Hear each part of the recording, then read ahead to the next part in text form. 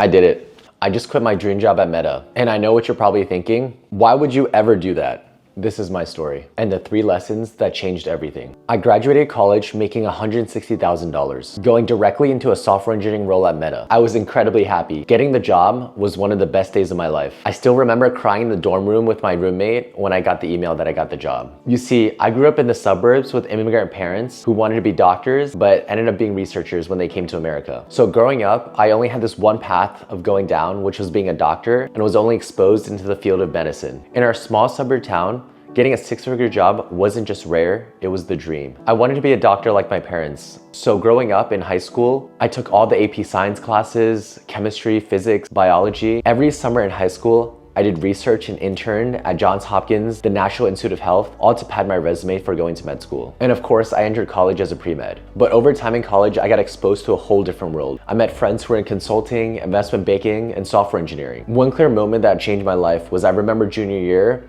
eating lunch with one of my friends, and him casually mentioning that he made $45,000 at his summer internship at Airbnb. There was just no way, I thought in my head. And that summer, I went to a shadow doctor, and then I realized that I actually didn't want to be a doctor because I wanted to help people. I wanted to be a doctor for the money. I wanted to have money in order to provide for my family and have these experiences that I never had when I was younger. To travel the world, to not worry about the cost of the food at a restaurant. I always thought these experiences were impossible for someone like me. Fast forward to New York City, for several years, I was working 3 days in office and 2 days at home. I was on a team that wasn't too stressful, and lunch and dinner were paid for by the company. I had almost 30 days a year of PTO that I actually used for traveling and hanging out with friends, going to concerts. I was living the experiences that the younger me could only dream of.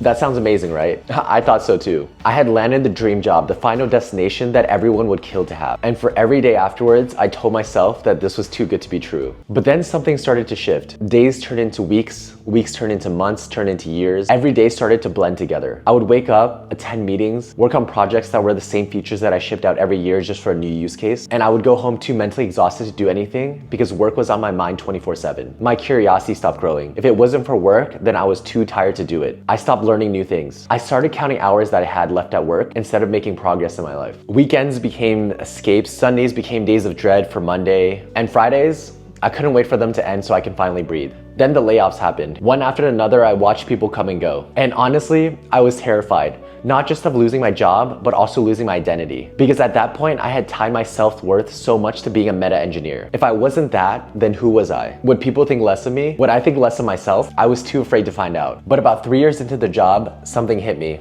Time was ticking and I was standing still. I knew that I wanted to do something that I was actually passionate about. When people asked me what I did in Meta, I was dreading telling them because I didn't want to think about work outside of it. I also wanted to break out of this scarcity mindset that I always grew up with. The one that told me to hang on to any good thing and never let it go. The one where my parents told me to find stability instead of taking risks in my life. Now, I can only say this because I was blessed enough to have saved enough money from the Meta job. I had some financial stability. But here's the thing, when is it ever enough?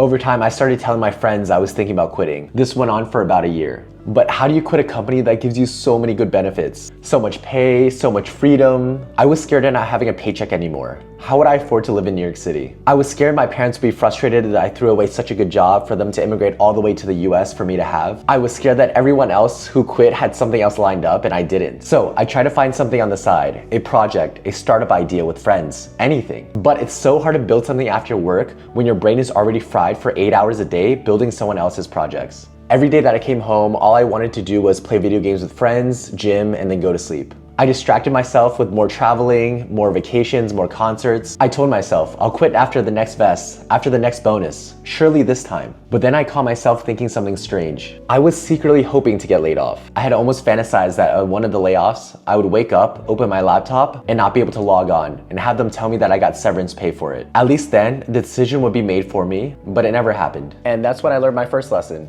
You can't keep waiting for permission to change your life. No one's going to tap you on the shoulder and say, hey Ray, you should do this now. I was waiting for a sign, waiting to get laid off, waiting for any sign in the universe to tell me that I should leave, waiting for this side project to magically take off while I was still employed, waiting for anything to make the decision for me. But that moment never comes because the permission slip is blank and you're the only person that can sign it. I met so many friends who say the same thing.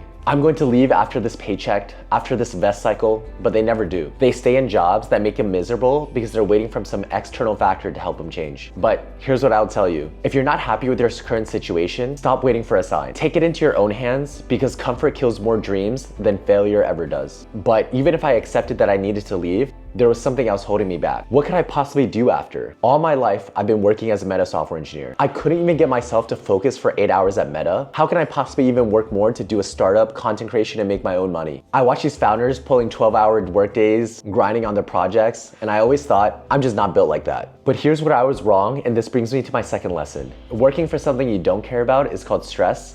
Working hard for something you love is called passion. I thought I wasn't built out for 12-hour days. Turns out, I just wasn't built out to work 12 hours for work that I didn't care about. Those founders weren't grinding. They were happy. They were building something that was theirs. I didn't fully understand this until after I quit, but it completely changed my perspective on what purpose means. People who leave the 9 to 5 don't work hard because they're scared of losing money and the runway. They work hard because they realize that it's so much better to build out your own dreams than someone else's. Before, I was always figuring out different ways to escape on weekends. Now, I'm happy to work on weekends on my own project because the hours didn't change, but the why did. But Meta paid me so much and it let me live the lifestyle that I always wanted to in New York City. Why didn't I just grind for another 10 years and retire in my late 30s? But here's the thing. Time doesn't wait for you, and that brings me to my final lesson. If you don't sacrifice for what you want, then what you want becomes a sacrifice. Sure, I could build something in my late 30s, but would I care about it the same way when I have a family, kids, and a mortgage? With more time, the stakes get exponentially higher and the responsibilities pile up. The risk becomes harder to take, because if I didn't do it while I still had the chance, I would never know if I could have made something on my own. And here's what I know for sure. Regretting not trying is way worse than failing. Now, keep in mind, I worked for a few years before I even thought about quitting my job. I'm not telling you to quit your 9 to 5 job tomorrow or not go to a 9 to 5 route at all. But what I'm saying is this. There are a lot of people feeling stuck right now. Stuck in the 9 to 5 jobs that they don't care about. Stuck in lives that feel like they're on autopilot. Stuck waiting for the right opportunity. But in my experience, there's only small windows of opportunity. And once they close, you'll spend the rest of your life thinking about what could have been. So if any of this resonated with you, make change happen. Because no one else is going to do it for you. And the best time to bet on yourself is before you forget how. I spent years at Meta learning about how to build projects, how to think about tech, how AI can change the world. And now I want to use everything I learned to help you build out your own dream. Whether you're trying to break into tech, level up your career with AI, or use AI to build out some projects of your own, I'm going to be sharing everything I learned on this channel. The strategies, the tools, and the lessons I learned all from being in tech for the past 10 years of my life. Because if there's one thing that I believe in, it's this. The same skills that can make these big tech companies millions to billions of dollars a year can help you create your own dream companies too. So if you want tech and AI advice for someone who's been in the trenches, make sure to follow along and subscribe. I'll be posting a lot more frequently.